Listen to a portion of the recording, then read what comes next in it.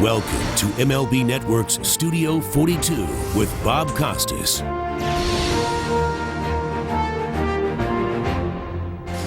When the conversation turns to the National League's top pitchers of the 1960s, certain to be mentioned right away are the likes of Sandy Koufax, Bob Gibson, Don Drysdale.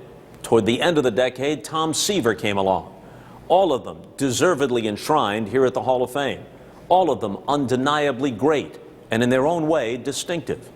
But somehow, another name seems to get left off that list.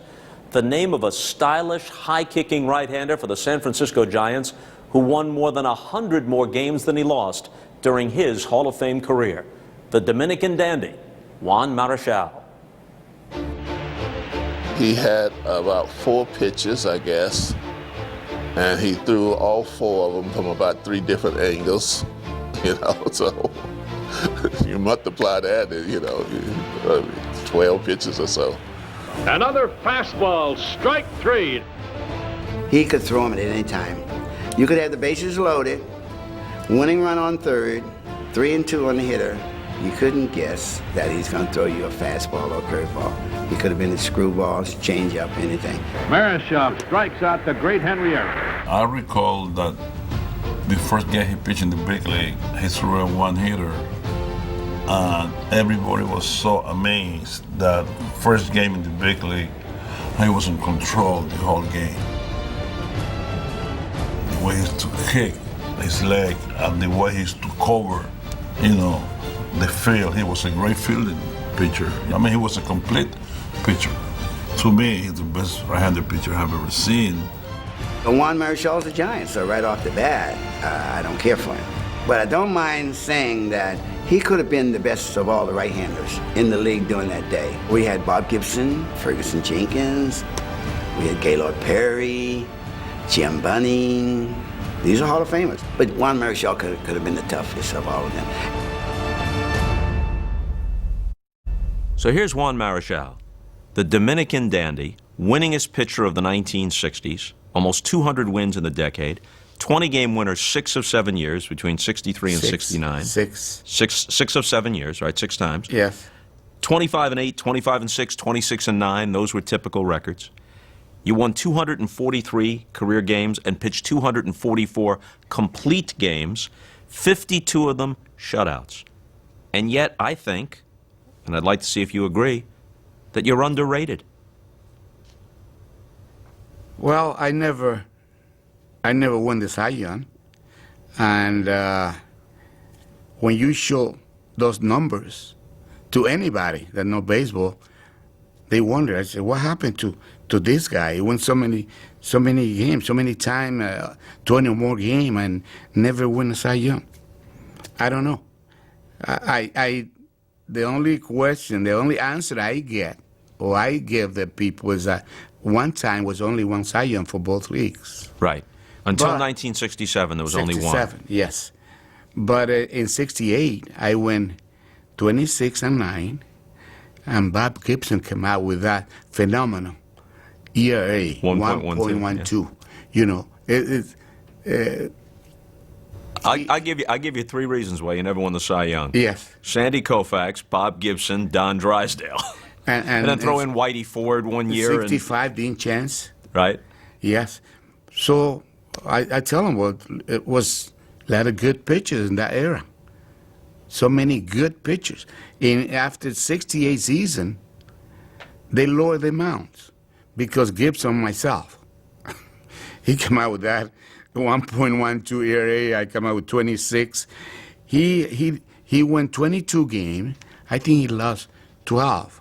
And I asked myself how he lost those games with those numbers, with that ERA. A lot of them like 1-0, 2-1. Yes, yes, sure. Those of us who saw you pitch remember not just how good you were, but how distinctive you were. That big high kick with that right arm rearing back toward second base, and all the different arm angles. Sometimes people say a guy has 4 or 5 pitches, and if you can control 4 or 5 pitches, that's good. But your probably 5, 6, 7 pitches became something like 15 pitches because you'd throw them from all different arm angles. You'd come over the top, you'd come three-quarters, even occasionally come sidearm. So they all became different pitches. You know, I have to give the credit to Andy Gilbert. He was my manager in Class A. At that time, I threw nothing but sidearm. Somebody asked, a writer wrote some article saying that I used to throw 13 different pitches. But I only threw 5, but with a different angle, like you said. Yeah, and that became 13, Yes. 14, 15 pitches. And you know, when I was facing a right-handed hitter and I got him on 2 strikes, right away I dropped down to throw him a sidearm because that was the best pitch I threw at that time, you know, the sidearm. And it worked. You would throw that screwball, which very few guys can control. And most of the guys that I recall throwing an effective screwball were left-handers. Valenzuela threw it. Spahn threw it.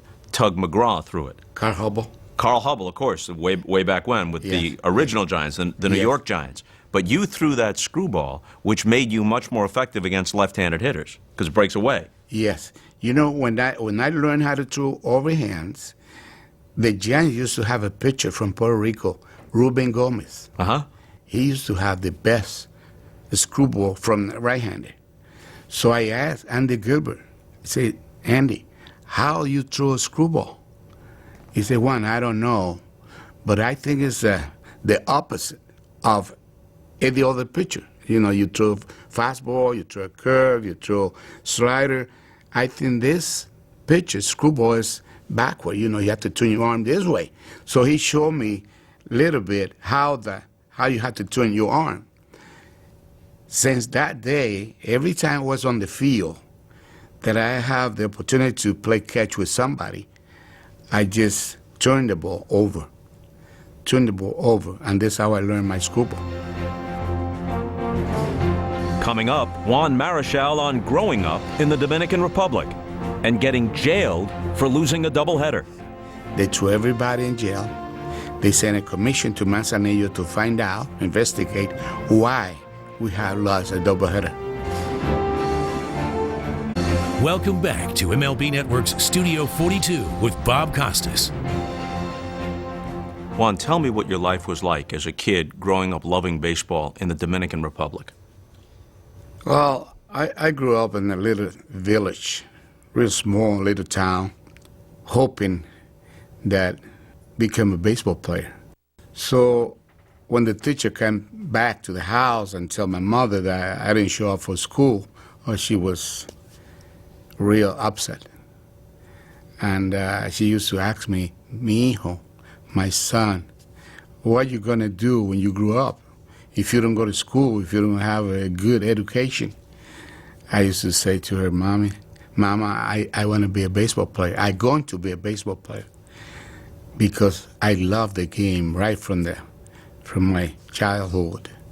So when you started to get good at baseball, was your mother still upset? She didn't understand? She understood a little bit. But at that time, we don't know that you can make money playing baseball. She didn't know. I didn't know. I just want to be a baseball player to represent my country. We used to have the best national team in baseball. You know, we used to compete to different countries. And most of the time, we come ahead. You know, we win the championship and everything. And I just want to be one of those players that play on that team. And in 1948, January 11, 1948, that team, except one player, died in a plane crash. The best team in our country. We lost the best athlete, the best player ever on that plane crash. Who was that? The top Dominican player? Yes. And that team was a player named Bombo Ramos. He was a right-handed pitcher. When I saw that man pitch, I was like 9 years old. And I used to play shortstop at that time because I want to play every day, you know, with the kids. So when I saw him pitch, I went back to my hometown and told all my friends that I was going to be a pitcher like Bombo Ramos. So I started pitching since that day. And I tried to imitate him and everything. You know, he was a sidearm pitch. And my first 3 years, amateur, that's what I did, throw nothing but sidearm. I read somewhere that there was a Dominican team, the country's so serious about baseball, maybe it was a team that you were on, that lost a doubleheader, and they got thrown in jail for 5 days? Yes, yes. Was that your team? Yes, correct. That was the Dominican Air Force. A year before, I played for a town named Manzanillo. That's west of Santo Domingo. We beat the Dominican Air Force. I beat them in the morning. The next day, Monday, somebody knocked on my door. And I opened the door. It was a lieutenant with a telegram signed by Trujillo's son, Ramfis. He wanted me to join the Air Force right away. Trujillo was the Dominican dictator. Yes, yes. And I spent 14 months in the Dominican Air Force. Now, playing for the Air Force, we went back to Manzanillo, the same team that I played year before. We got beat twice. So when we came back to the base, they threw everybody in jail. They sent a commission to Manzanillo to find out, investigate why we had lost a doubleheader, because that team was supposed to lose from nobody. So what did they charge you with? Failing to hit to the opposite field? Failure to take the extra base? Bunting foul with 2 strikes? They put the manager, they give him 30 days. 30 days for the manager? The manager. They give the instructor, one of the best I ever saw in my life, Francisco Pichardo. They gave him 10 days, and all the players, we got 5 days. So when the commission came back to the base, we already have the maximum penalty, 5 days in and 30 days. So from there on, we were sure that we wouldn't lose a doubleheader.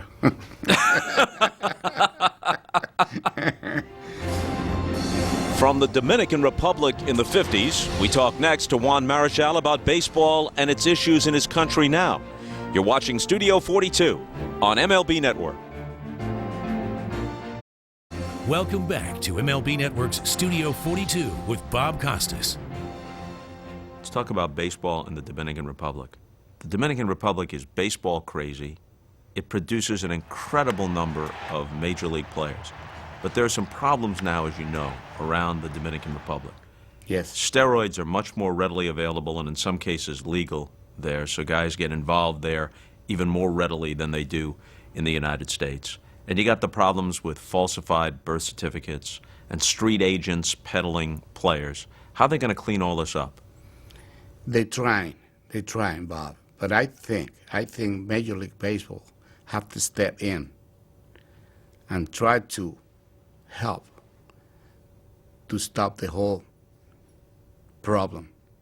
Because like you say, steroid, even the kids in Dominican Republic, the scouts and what they call the bird dogs, is a person that grab that kid and try to help him, develop him.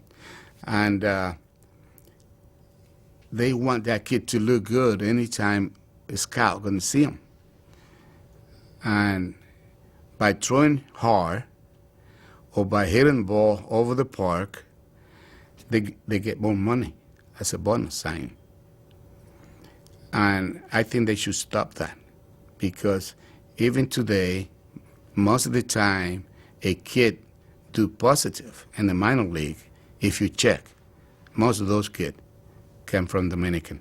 Mm-hmm. And I'm so sad that this happening, because in our days, we develop a lot of good players, and we never use anything to become a baseball player at the major league level.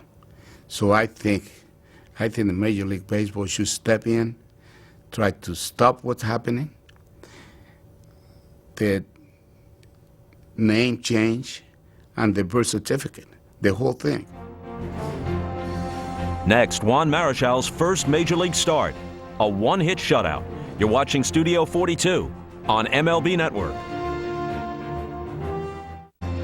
Welcome back to MLB Network's Studio 42 with Bob Costas.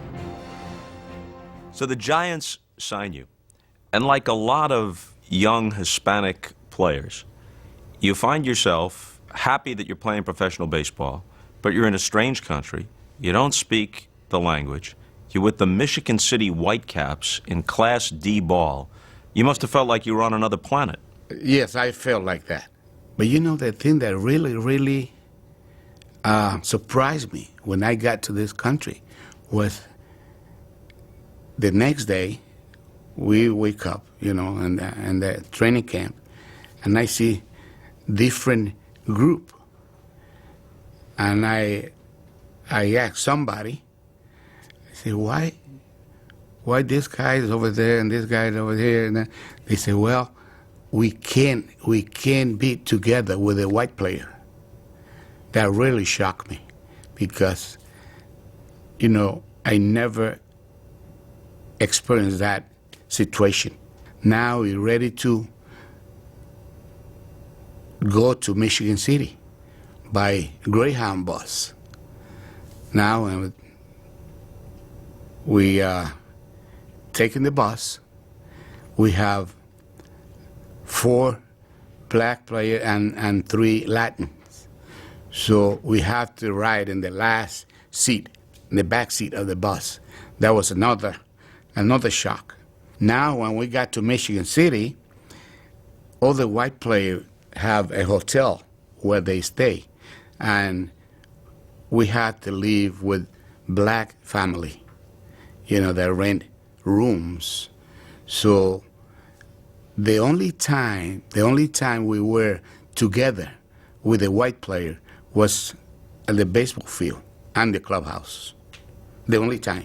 How was your relationship with the white players? Was good. Was good? Was good, yeah. Well, you know, kid from first time in this country, you know, want to be a baseball player. Everything was beautiful, but surprise. Tell me about the woman called Mama Johnson and what she told you and how she helped you. Oh, she was so wonderful. She was so wonderful. Blanche Johnson. She was a lady living in San Francisco. When we got there, I got a room in her house. Then after a while, Maria Lou came. So we were roommates, and we lived with her. And I remember in the bathroom, she used to put names on the towel. And the towel that I supposed to use, she put my name on it, and she said, my baby. And she used to tell me, you have 2 mothers. I say, yes. So who they are? And she said, well, you have Natividad in Dominican Republic, and you got me here in San Francisco. She was awesome. She was one of the best human beings I ever met. She insisted that you learn to speak English well, right? Yes, correct. She told me every day. Your first start in 1960 against the Phillies. Now, I have to say, the Phillies of 1960 were one of the worst teams ever, but still, okay, you threw a one-hit shutout and struck out 12. So that's like, hello, big leagues, here I am. When I got to the stadium, Orlando and Felipe welcomed me to the clubhouse. So they introduced me to each player. And the first one that introduced me was Willie Mays. When I saw that man, I didn't believe it. I thought I was in heaven, you know. Want to be a baseball player. Now I'm a professional. Now I'm meeting the best player ever, Willie Mays. And I met everyone there.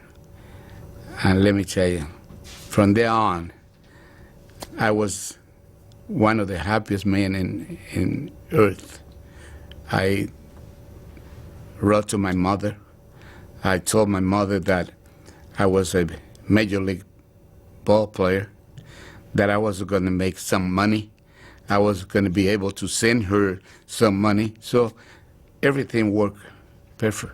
Was she a baseball fan then? Oh, yes. Then she said she liked baseball, right? Yes, but she never, I can never got her coming to San Francisco. She wouldn't come to Candlestick Park? No, she never, she was so afraid of airplane. She said, no, you're not going to get me in those things.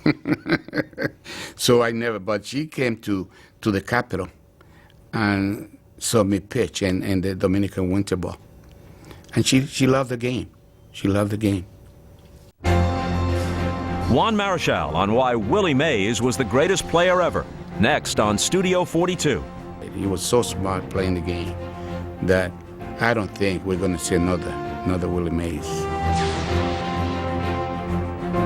Welcome back to MLB Network's Studio 42 with Bob Costas. You were involved in a game in 1963 about which people still shake their heads. You hook up with Warren Spahn at Candlestick Park. He's past 40. He's like 42 years old. You each go the distance. The game goes 16 innings. You win 1-0. Were they keeping track of the pitches? Did they even have a pitch count then?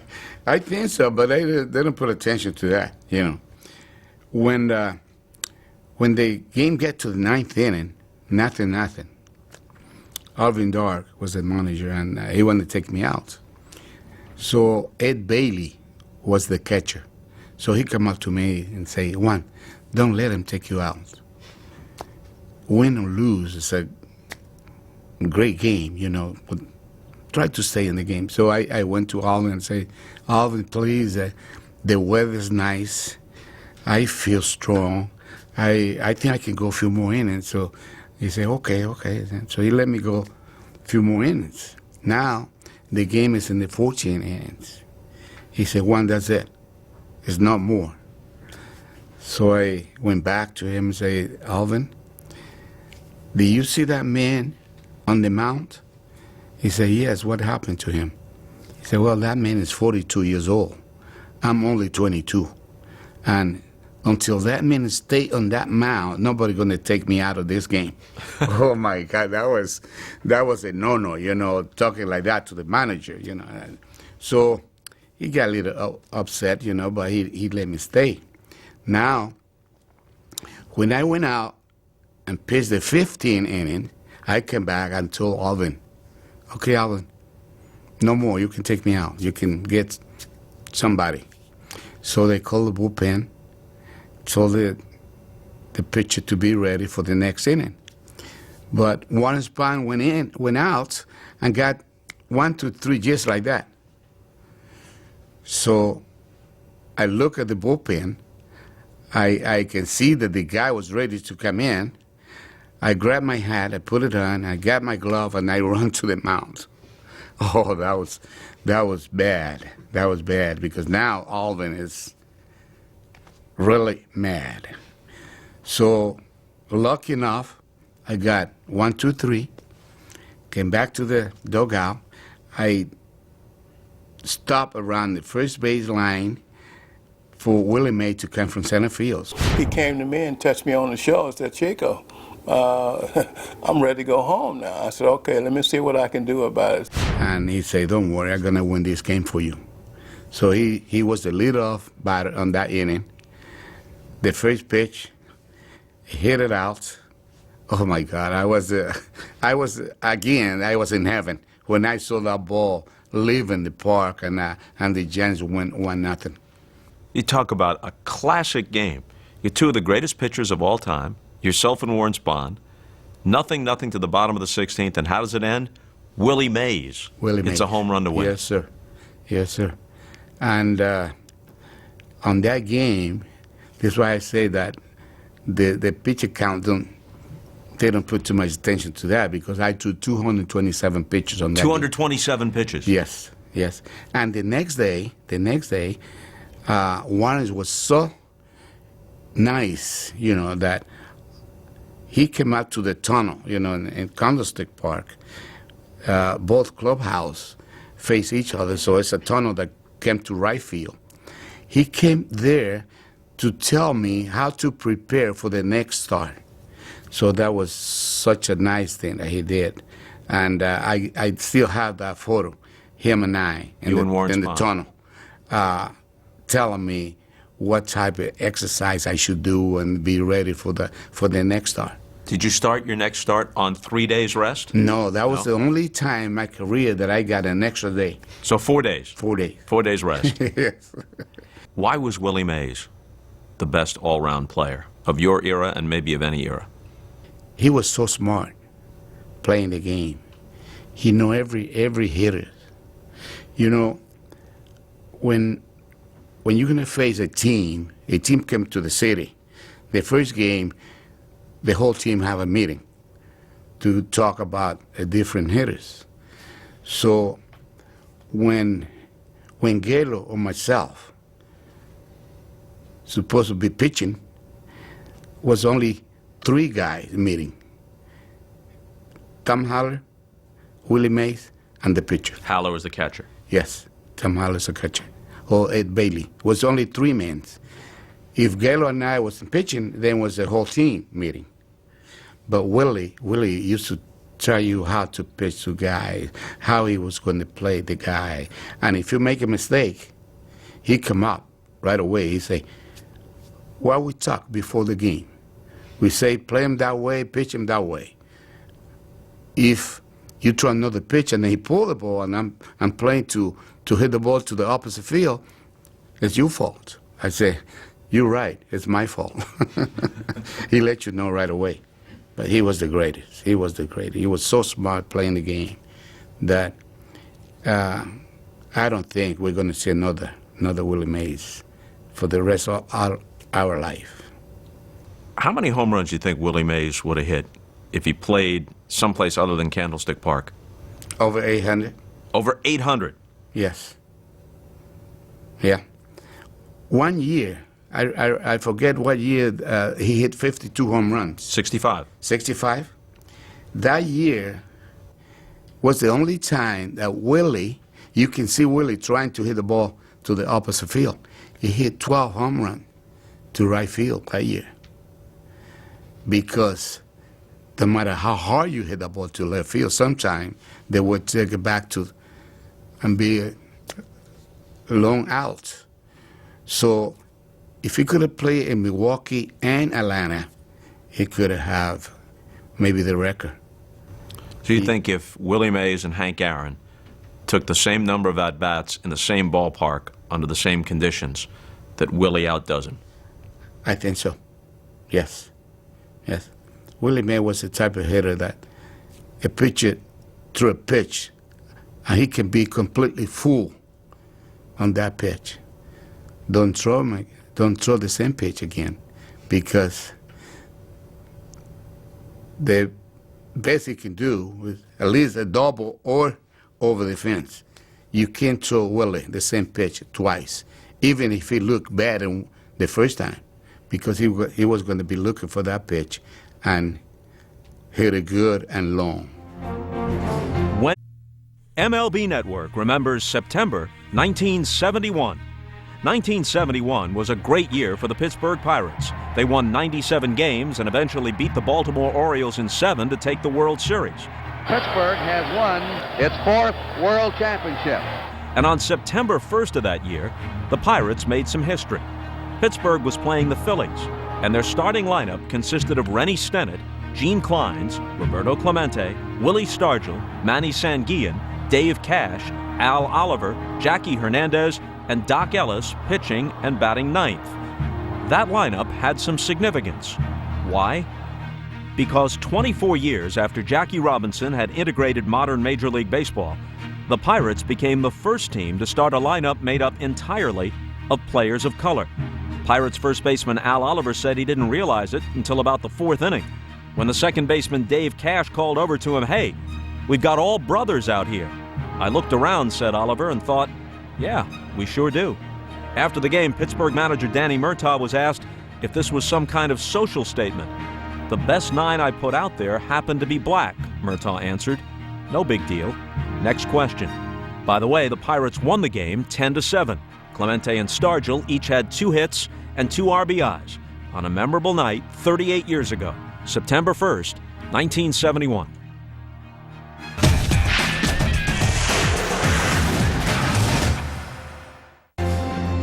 Welcome back to MLB Network's Studio 42 with Bob Costas. People talk about the Brooklyn Dodgers and the New York Giants and all their pennant battles. But the San Francisco Giants and the Los Angeles Dodgers, especially in the 60s, not only were they rivals, but that feud was still ongoing. It had carried over from New York to California, right? Yes, yes. Every time we played in Los Angeles, the stadium was packed. I think they loved to see Willie Mays, Willie McCovey, Orlando Cepeda, Juan Marichal, because when we go there, that was a war.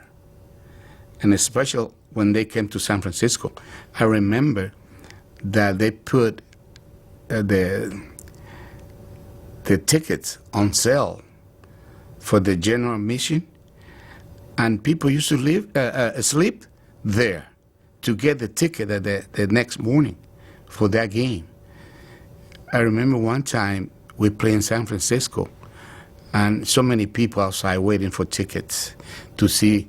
That was the only time that Sandy and I faced each other. We faced each other 3 times. I think I beat him twice. He beat me with a no-hitter. You're talking about 4-man rotations, all right? It's a 10-team league. Your primary rivals, you're battling for the pennant. You and Koufax are the aces of the staffs, and you only met 3 times. Well, the reason for that was because Alvindar came up with a decision not to face me against Sandy. He said, I'm going to throw my best against their best. So here we are, it's August of 1965. Dodgers and Giants locked up in another tight pennant race. And for the younger viewers, there's no divisions. You either win the pennant and you go to the World Series or you go home. That's it. You can win 100 games, 1 game out, you're done. Go straight to the World Series if you win the pennant. So here it is, August, Dodgers and Giants, and some stuff is brewing as this series begins. You're going to hook up with Koufax on Sunday, but when the series begins on Friday, there's tension in the air, right? Yes. What happened? Yes. Because like you say, the tension started on Friday night before that series. The guys were sliding into each other. There were brushback pitches, batters, right? This thing started on a plate. Maury Will went to the plate, and he faked a bunt. So he went back with his bat and touched Tom Haller mitt. So the umpire gave him the first base. He said interference of Tom Haller. When Herman Frank saw that, he told Matty Lou the next inning to go and do the same. So Matty was an expert, in bunting. And so Matty went to the plate. He faked a bunt. He did exactly the same. He touched John Rosboro glove. And the umpire didn't call it interference. So now Herman Frank is mad. Everybody's say something to the umpire. The stadium was so full that you cannot hear what Johnny said from the behind home play. So I hollered to him because he was saying something to Herman Frank.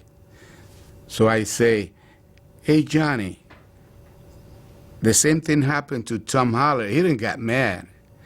So he didn't know what I say. But I didn't know what he said from there to me. So he sent me 3 messages. One with Matty Lou, one with Orlando, and one with Cookie Laballero. You remember Cookie? He was a coach. Third base coach. He played with the Dodgers, yes. Then he was third base coach. So he sent me the message. And the next day, Johnny and I was talking in the bench, in the bullpen. You know, when you come out from the tunnel, there was a bench right there for the bullpen pitchers. So we were there together, talking. When the game started on Sunday, I forget the whole thing. It's you against Koufax. Yes. Maury worked him, he bunt. He got to first, he stole second, fly ball right field went to third, another fly ball he scored, now we're losing 1-0. When he came out to the plate the second time, I said to myself, I'm going to pitch him inside. If he tries to bunt, he's going to hit himself because the ball going to be tight. Exactly the way I planned it. You know, he was bunting. When he saw that ball coming, he had no way only to go down on his back. Now they start calling me names from the bench.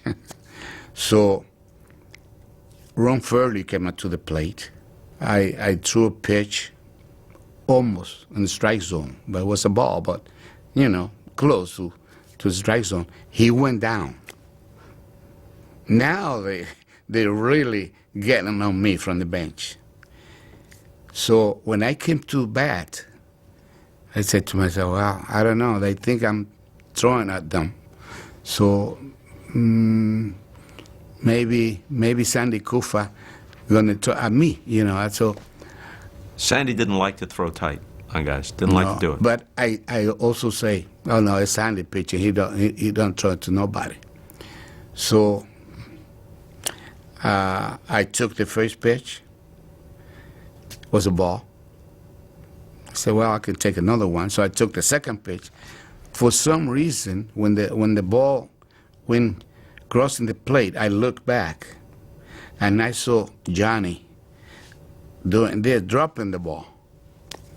I kept my bat on my shoulder, looking at Sandy, and he threw a ball from behind, so close, tipped my ear.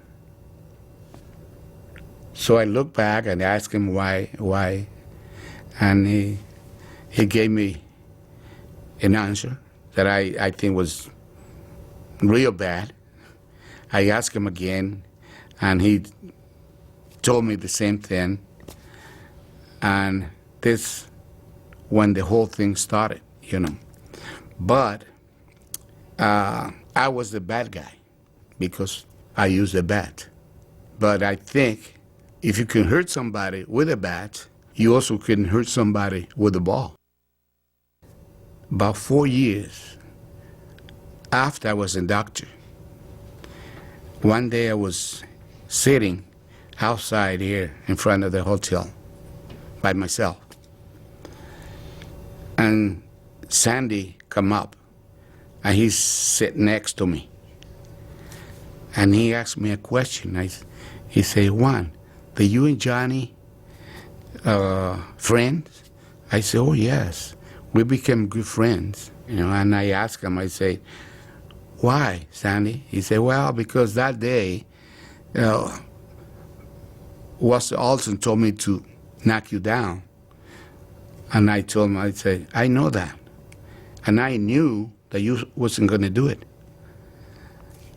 And he said, but Johnny told me not to do it, to let him do it. Because if Sandy did it, he was going to be out of the game. So the whole thing started after that ball was thrown from behind my back. So Rosboro was kind of doing what he thought Koufax wouldn't. Yes. He was kind of getting a piece of you. Yes. All right? Yes. And so you wind up hitting him with the bat. Yes. Everyone saw the picture at that time, the blood streaming down his face. Koufax trying to be a peacemaker. Willie Mays trying to be a peacemaker. Yes. Lou Johnson of the Dodgers goes nuts. Oh, yes. Right? Few guys. Because they got me way down in the bottom, and the both team was on top of me, on top of You're Johnny at the bottom and I. of the pile. Yes. But somehow I managed to get out of there, and but it was a lot of punch throwing in that fight. Well, we have a bulletin from San Francisco. Francisco on the Murphy's board now, and I quote, Juan Marichal hit John Rosboro on the head with a bat following knockdown pitches to Wills and Fairley. Rosboro left the field bleeding over the left eye. Still to come, more on the Rosboro incident with Juan Marichal. You're watching MLB Network's Studio 42. Welcome back to MLB Network's Studio 42 with Bob Costas. John, first, you got a rather serious blow yesterday. How are you feeling now? Well, I feel fine, Mel, and it's not quite as serious as they made it out to be. It's just a little scalp abrasion that bled a lot, that's all. In my opinion, it's all over. If anything has to come of it from me, then they can forget it, because there'll never be another incident between Marichal and I, unless he makes a mistake and starts something. Mm-hmm. And of course, I'll be there when it happens. But as far as being vindictive or anything like that, it's almost forgotten. Thank you very much, John. I hope you've had a chance to talk with your family since this happened. I imagine they were concerned. Well, my wife didn't like my head being bashed open too well, but she'll get over it. So Walter Alston, the manager, yes, told Koufax to knock you down. Yes. Sandy wouldn't do it. Right. Johnny took matters into his own hands. Right. You made the mistake of using the bat. Right. We saw what happened. So you're fined $1,750. A lot of money then. You're making about 70 grand or whatever at that time, which was big baseball money at that time. Suspended for 8 games, so that's a couple of starts. Anybody who knows you, or anybody watching this, can see what a gentleman you are. What happened that day was completely outside the norm for you. I think so. But it tainted your reputation for a long time. After what happened, I told the whole world how sad I was. I regret what I did, you know. In '74, I played for the Red Sox a little bit because my back was bad again. I had to go to the hospital, so after June, I stayed in the hospital. I never went back to the Red Sox. So I consider myself retired. So I went back to Dominican, spent the winter in Dominican. I put up little weight. Now, 3 or 4 guys from the Dodger organization come up to me. They want me to sign for the Dodgers. And I told them, I said, hey, I'm retired. I'm not thinking about baseball anymore. I don't think I can help any team. So they convinced me to come back. People ask me, why you win and end up with the Dodgers? And let me tell you the truth. I think, Bob, that the only reason I signed for the Dodgers, I went back to the Dodgers, was because I want people to know that I wasn't the type of person that want to hurt somebody over the head with a bat. And when they announced that I would become a Dodgers, the first one that came out in public and told the Dodger fans to welcome me to Los Angeles was John Rosboro.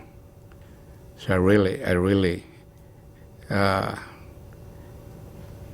never gonna forget that time and the way he took the whole thing.